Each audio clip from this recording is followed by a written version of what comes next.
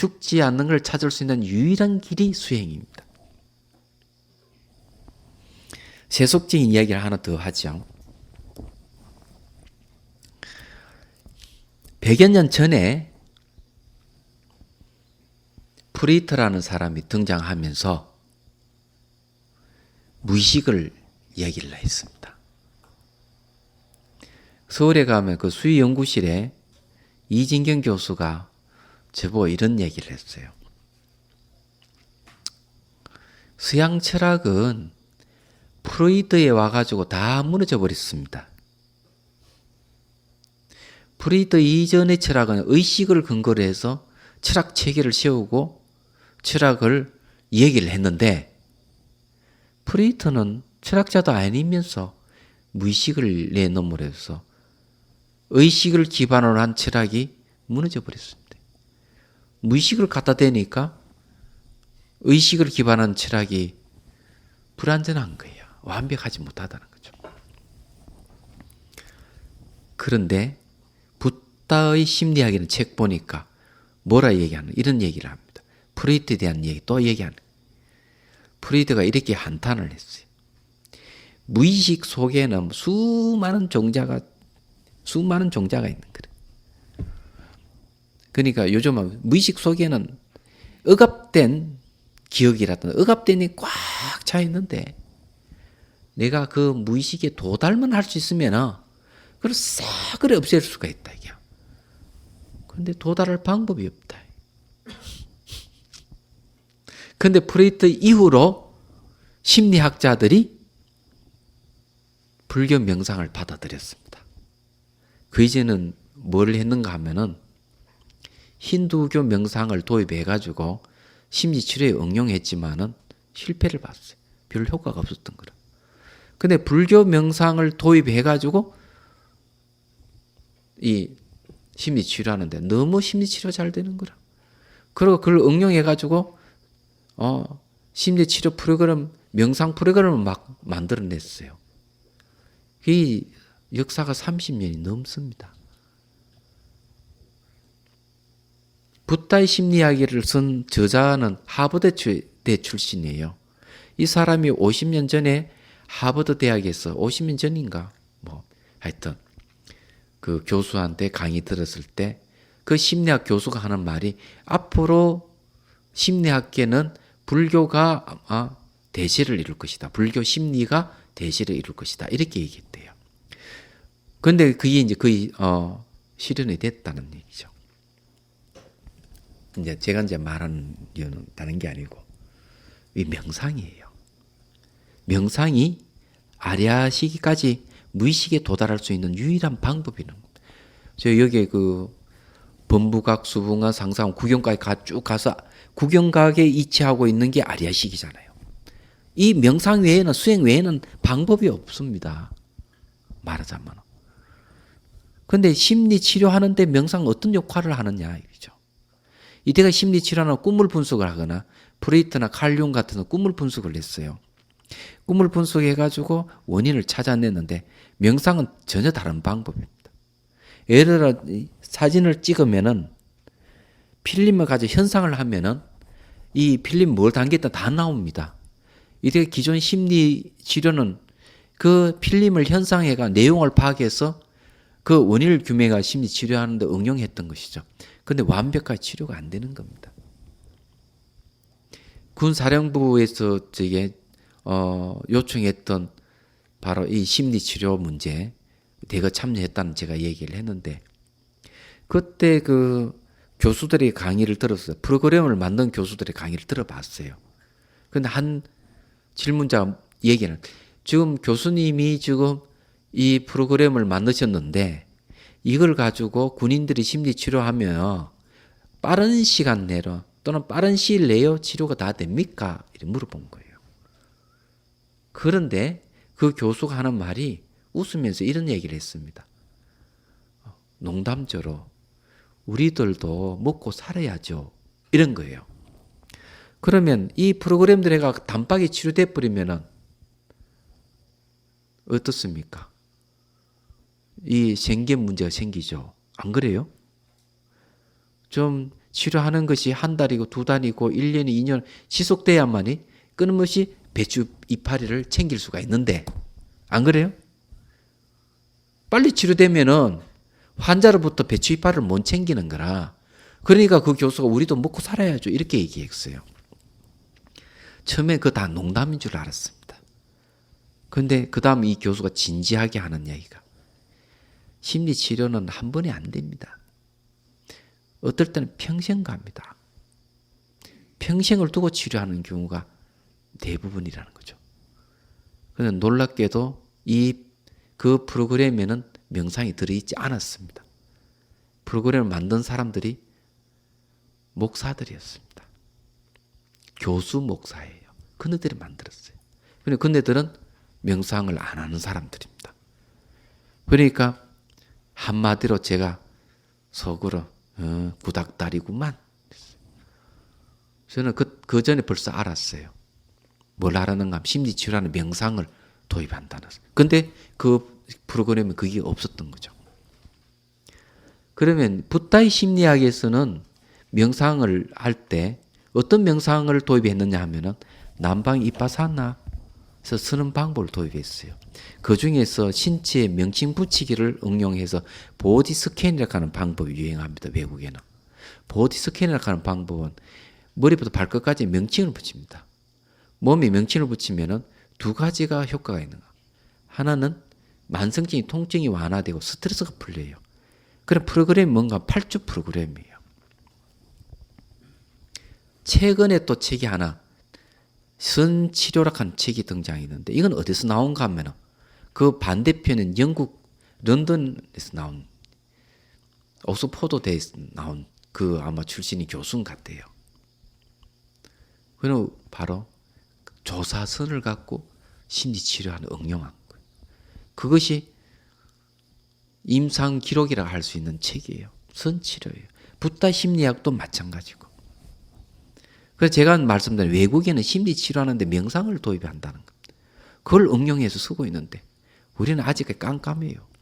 2003년도부터 아마 이게 관련 책자들 도로고 이제 이야기되기 시작하는데 응용하는 이 심리치료의 명상을 응용하는 데는 한두 군데 있을까 말까예요. 제가 보기에는. 그런데 좀 곁다리로 갔는데 말씀드리고 싶은 거는 뭔가 하면은 이 심리라고 하는 게 여기 지금 얘기하고 있는 게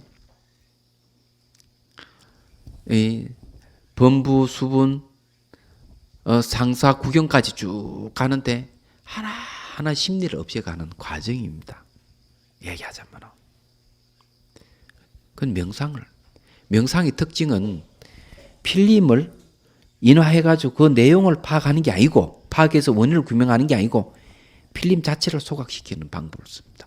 이게 근본적인 권한을 없애는 방법이에요. 얘기하자면.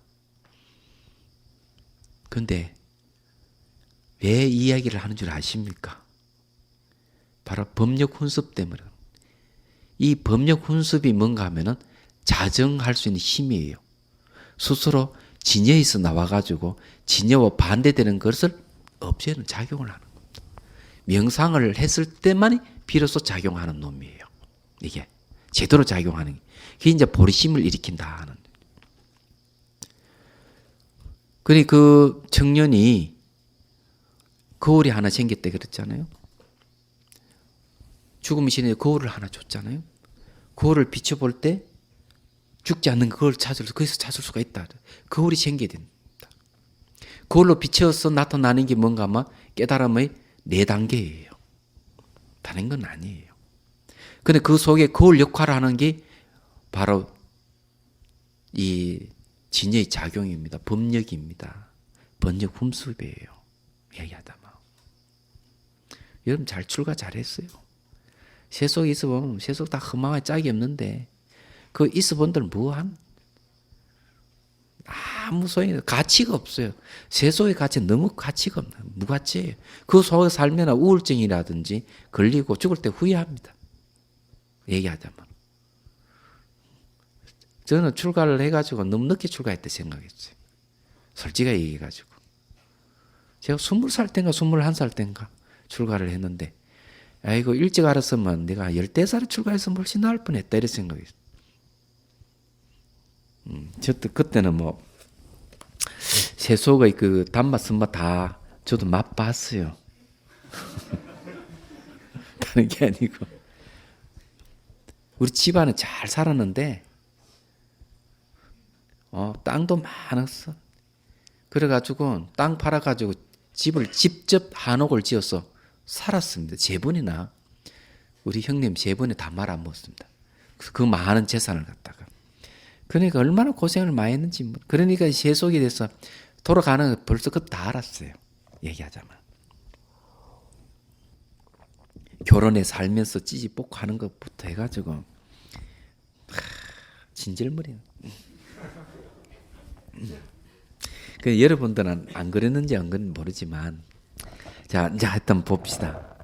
그리고 여기에 법력 훈습이라 하는 그런 건데 중요한 거는 뭔가 하합식을 깨트립니다. 이게 맑은 지혜의 모습이란 법력의 훈습에 따르고 여실히 수행하여 온갖 방편을 다 갖추기에 이때 온갖 방편이라고 하는 거는 뭔가 하면은 육바람이 중에 오바람이는 반야바람이나 또 오바람이는 방편에 속합니다. 그 방편도 수많은 방편이 나오겠죠. 그걸 갖추기에 하합식을 깨트리고 진망하합식입니다. 그런데 여기서 자성청정심은 불생불멸하는 마음이고 생멸하는 마음은 좀 몇 개인가 하면은 저기서 말하는 시각, 청각, 후각, 미각, 촉각, 의식, 말라식, 아리아식을 얘기합니다. 이것이 이제 이 아리아식까지 이제 이 얘기를 하고 있거든요. 그런데 여기 깨져 버립니다. 아리아식 자체가 뭡니까? 자성청정심하고 생멸하는 마음하고 결합되어 있는 거니까 이걸 하합식이라는 거예요. 딱 깨트려지면 뭐가 나타나? 법신이 나타납니다. 하합식을 깨트리는 게 중요해요. 여러분들 그 온각경이 보면 뭘 얘기하는가? 몸과 마음 번뇌다 이랬습니다. 몸이 사라지는 건 뭔가 껍질을 하나 벗긴 거예요. 하합되어 있는 걸 하나 깨트린 거예요. 얘기하자면. 이어지는 망념을 멸하여. 이어지는 망념을 멸하는 건 뭔가 하면은 법신이 아니고 응신의 맑은 지혜를 이루는 걸 얘기합니다. 그래 이때는 뭘 없애는가 하면 심상을 없앱니다. 마음의 모습, 마음의 심체는 없어지는 게 아니에요. 심체는 없어지지 않지만은 심상은 없어집니다. 그 심상인 망념을 없애는 것. 그래서 이어지는 망념을 멸하여 법신으로서 수순하고 맑은 지혜를 드러내는 것을 말한다. 이 뜻은 무엇을 말하는가? 이 법력 훈습을 잊어버리면 안 됩니다. 여러분들이 출가해가지고 여기까지 온 건 전부 다 법력 훈습이에요. 전생부터 쭉 이어온 것이 법력 훈습입니다. 전부 다 진여의 작용이에요. 이 진여의 작용이 말했죠. 여러분 버리심을 일으키게 하고 그냥 죽음을 싫어하고 열발나고 구하려는 마음을 일으키는 거죠. 다른 건 아니에요. 마음이 분별하는 모든 모습이 다 문명이더라도 문명의 모습이 각의 성품을 여의지 않으므로 무너뜨릴 수 있는 것도 아니요 무너뜨릴 수 없는 것도 아니다. 자, 깨달음의 성품을 여의지 않는 게 문명의 모습이에요. 그러면 여기서는 무너뜨릴 수 있는 게 아니죠. 그렇지만 무너뜨릴 수 없는 것은 아닌 게 뭐냐? 무너뜨려 놓으면 문명은 없어지는데 깨달음의 성품만 남기 때문에 깨달음의 성품은 무너지지 않는 거고 그 달라붙어 있는 문명은 없어지기 때문에 이 얘기를 한 겁니다. 요 중요한 거는 뭔가 하면은 뭐가 중요하냐? 문명의 모습이 각의 성품을 여의지 않는다는 게 중요해요. 이게 왜 중요하냐면은 이게 기독교하고 불교의 차이점입니다. 기독교는 말이에요. 아무리 그 사람이 훌륭하고 참 착하고 인기 고매한 사람이라도 일단 사탄이라고 딱 인식될 때는 상황이 달라집니다. 사탄은 죽여도 된다는 생각을 갖고 있습니다. 마치 뭐 같은가 하면은 스탈린이 2,500만 명을 죽였어요. 스탈린이. 히틀러보다 더 많이 죽였습니다. 어떻게 죽였느냐? 공산주의를 반대했기 때문에. 공산주의를 반대한 사람은 쓰레기 취급을 해요. 생명을 보지 않았어요. 그래가 생매장시킵니다. 기독교도 그런 사고방식이 있어요. 일단 사탄이라고 지목되면은 그 사람이 아무리 훌륭하더라도 대단한 사람이 여기지더라도 아무리 착해도 소용이 없어요. 사탄이야. 때려 패도 죄가 안 되고 죽여도 죄가 안 된다는 생각을 갖고 있습니다. 기독교인들이 다 그런 생각은 아닐지는 몰라도 그게 문제예요. 불교는 좀 생각이 달라요. 악마라도 부처의 성품이 있기 때문에 언제든 바뀔 수가 있다는 거죠. 그래서 함께 가는 겁니다. 내치지를 않아요. 기독교는 내치입니다. 아주 배타적이에요. 이런 점을 명심을 하셔야 됩니다.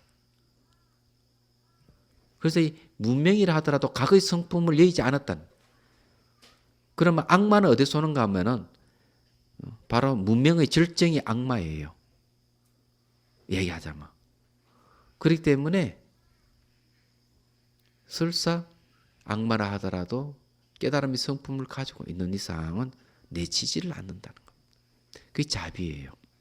사방식 자체가 다른 겁니다. 이건 앞으로 이제 여러분들이 이제 많이 부딪힐 문제입니다. 사회에 이 교화할 사람들 보면 기독교인들은 아주 그냥 깡 막혔어. 자기 종교만 최고라. 이런 사람 부지기수 많아요. 의식이 열린 기독교인들 빼고. 그래서 여러분들이 이 공부를 제대로 해야만이 그네들 대처할 수가 있어요. 대처한다 하는 것은 뭔가 아마 대하여 치료할 수 있다 이 말이에요. 그게 이제 중생 행복을 위해서 하는 거 당연한 거죠. 이는 마치 큰 바다의 물이 바람으로 물결치고 움직일 때도 물의 모습과 바람의 모습이 서로 떨어지지 않지만 물은 움직이는 성품이 아니기 때문에 바람이 그치며 움직이는 물결의 모습은 사라지나 축축한 물의 성품은 여전히 남아있는 것과 같다. 그 능가경에서 경계의 바람이 불면은 7개의 마음이 몸을 통해서 파도를 친다. 이렇게 얘기합니다. 파도 치는 것도 몸을 통해서 파도 친다 그랬어요. 땅구멍, 피부를 통해서 파도 친다. 그게 더 정확한 얘기입니다. 얘기하자면. 경계의 바람은 무명을 얘기합니다. 무명이 불면은 바닷물이 막 파도 치죠. 파도 치고 움직이는 것은 바람의 모습이고, 그 다음에 그 물의 모습이 나타난다 그랬어요. 움직일 때는요. 그래서 둘은 분리되어 있지 않지만 바람이 멈추면 물결이 잔잔해져 버리죠. 우리 마음을 비유한 겁니다. 마음은 움직이는 성질이 없습니다. 외부 영향, 비난하고 칭찬하면 마음이 움직여요. 파도를 쳐요. 파도를 치지만은 물의 성품은 축축하게 적는 겁니다. 그 마찬가지로 마음의 본질은 텅 비어서 움직임이 없는 거예요. 그래서 이 비어있는 마음의 본성은 바뀌지 않는 겁니다. 지금 이 이야기하는 이유 그거예요. 다른 건 아니에요.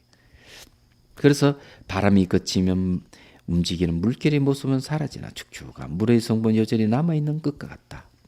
이와 같이 중생의 본대의 성품이 깨끗한 마음이 무명의 바람으로 움직이며 마음과 무명의 모습이 다 형체가 없어 서로 떨어지지 않더라도 마음을 움직이는 성품이 아니므로 무명이 없어지면 상속하는 마음이 곧 없어지나 참 지혜의 성품만 남아 있기 때문이다. 상속하는 마음, 이게 이제 이게 망념이죠. 이것이 이제 없어진다. 그렇지만 마음 자체 참 지혜의 성품은 안 없어진다. 그게 뭔가 불멸이기 때문에 그렇습니다. 지혜의 성품은 불멸이에요. 얘기하자면. 그래서 이렇게 얘기를 하는 겁니다. 자, 여기 이제 수렴봉각에서 염이라 하는 것은 바로 상속하는 마음, 그걸 얘기하고, 염 따라서 봉각이 작용하는 것은 뭐냐 하면은 법력 훈수부로서 참 지혜를 드러내는 겁니다. 얘기하면은. 자, 생각할 수 없는 놀라운 진여의 활동으로 나타나는 모습. 이건 불사의 업상이에요. 불가사의에 대한 상상할 수 없는 작용입니다. 이게 이제 진여 불공을 얘기를 하는 것이죠. 이 응화신을 나타냅니다. 이 지혜에 의해 가지고 응화신을 나타내는데요. 맑은 지혜에 따라 뛰어나게 오묘한 온갖 경계를 만드는 것이다. 말하자면 헤아릴 수 없이 많은 공덕의 모습은 끊어짐이 없이 늘 중생의 근기에 따라 자연스럽게 맞게 대응하며 온갖 모습으로 나타나기에 모든 중생들이 이익을 얻는다는 것이다. 자, 이거는 어떤 것인가 하면 이런 겁니다. 일반 사람들이 할 수 없는 걸 한다. 응하신의 모습을 나타낸다 했죠. 법신, 보신, 화신 또는 법신, 보신, 응신, 화신 이것이 부처님에게만 있는 게 아니고 우리에게도 있어요. 다 갖춰져 있습니다. 우리에게는. 번뇌에 가려 있죠. 그게 작용할더라도 번뇌와 같이 묻혀서 작용할 뿐이지 없는 건 아니에요. 상상할 수 없는 모습이라 하는 것은 이런 겁니다. 어렵고 힘든 사람을 도와주는 것이 불사의 업상이에요. 도와주는데도 그냥 평범하지 않는 경우가 있어요. 뭐 예를 들어 가지고 저 사람이 뭐 콩팥이 필요하다, 콩팥을 떼준다든지 이건 불사의 업상이에요. 그래서 살리는 거죠. 만취가 지하철 떨어져 있는 걸 갖다가 내려가 가지고 차 오는데도 뛰어내려서 구하는 것도 전부 불사의 업상입니다. 본인은 그걸 잘 몰라요. 착한 일인 줄 알지만은 법력 훈습이 작용하는 것이기도 하죠. 한편으로는 번뇌 속에서도 이 불사의 업상이 작용을 합니다. 얘기하자면 그런 겁니다. 꼭 부처님이 되어서 응신화신이 되어서 작용하는 것만 아니에요. 그래서 염소의 수염봉각이래요. 염소 더러운 걸 따라서 그 속에서 봉각이 작용한다는 거죠. 그래서 이거는 중생 구제하는 모습이죠.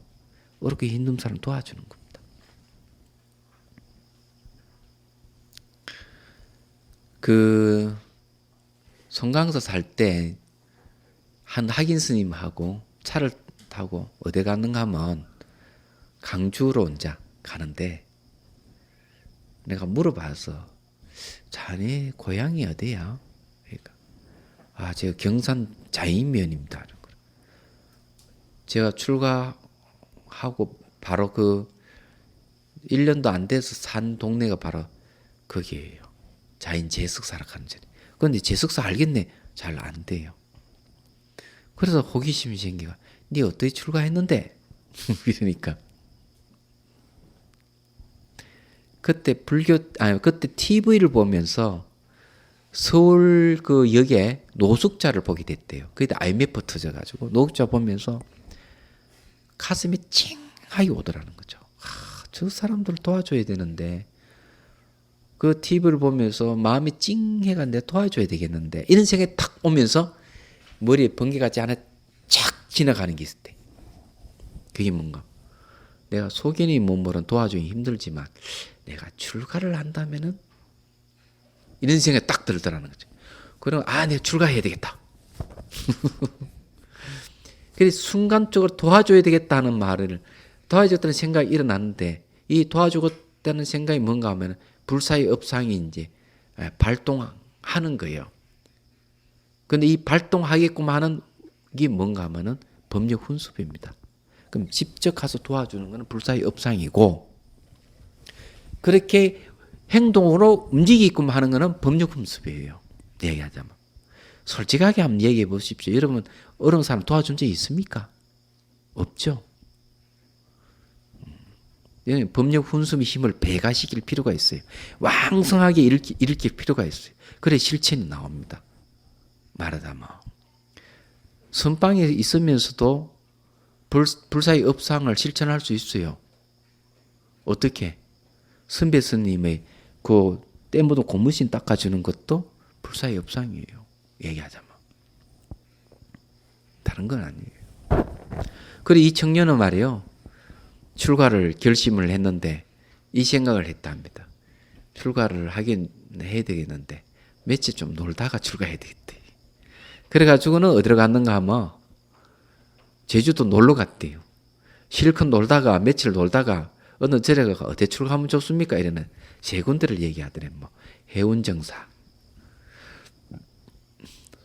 해인사, 송강사. 그래도 큰 절에 가야지. 해인사를 생각했대. 비행기를 탈라 했더니만 태풍이 불어가지고 대구를 못 노는 거라. 어쩔 수 없이 비행기를 타고 어디로 갔는가 하면 강주에 내려가 송강사 가게 됐대. 송강사 가서 한번 보고 해인사를 가야지. 송강사가 하룻밤 자고 그만 뿅 가서 그 출가를 해버렸다네. 그 스님이. 근데 그 출가 동기가 뭔가 하면은 법력 훈습이에요. 이 다른 거 아닙니다. 순간적이죠, 그게. 그 지금 뭐 그 스님이 그렇게 하는지 아닌지 모르지만은 그때 송강사 학인들이 한 달에 한 번씩 뭘 하는가 하면 소녀 가장 돕기를 해요. 이건 진짜 불사의 업상입니다. 왜냐하면은 보통 사람들 남 잘 안 도와줘요. 남 도와주는 걸 싫어합니다. 도와줄 줄도 모르고. 근데 이제 학습을 통해서 도움을 이제 주죠. 얘기하자면. 그런 것도 불사의 업상이에요. 근데 이제 부처님이 된다면은 이게 응신과 화신으로 나타난다는 거 여러분 아셔야 돼요. 안 그러면 보살들도 이제 중생구제하는 모습도 지금 거기에 나타난다.